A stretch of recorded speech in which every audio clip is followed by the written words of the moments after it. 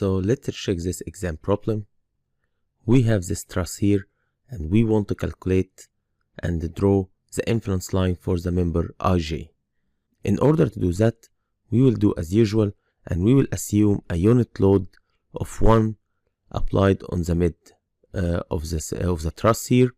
This is one, just a unit load. It's not, it could be kilonewton, it could be ton, whatever.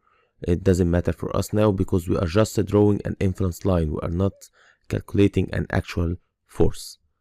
So based on this value here, we will have a 0.5 reaction here and 0.5 reaction at the other support. We will cut our truss here going through the member of IJ which we want to draw the influence line for. So we are going to have this section here. Now we are going to calculate sigma of the moment around the point D, this point here, because based on that, when we calculate sigma the moment here, it will eliminate for us this force in DE and this force in DJ, and the only remaining force, it is going to be the IJ, which is the required force for us to calculate the influence line for. So calculating sigma of the moment at point D equals 0. This means 0.5 multiplied by this distance, which is 3 equals 9.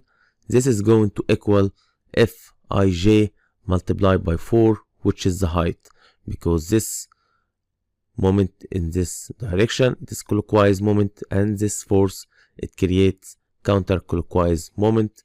So it is going to be 0.5 multiplied by 9 equals Fij multiplied by 4.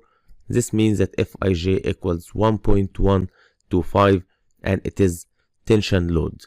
And this makes sense that because when this truss is loaded here, we are going to have tension in the lower chords and we are going to have compression at the upper chords. So our influence line is going to look like this, with this value here of 1.125, and of course it is tension stress. So this is it for our video today. See you in our next video. Thank you.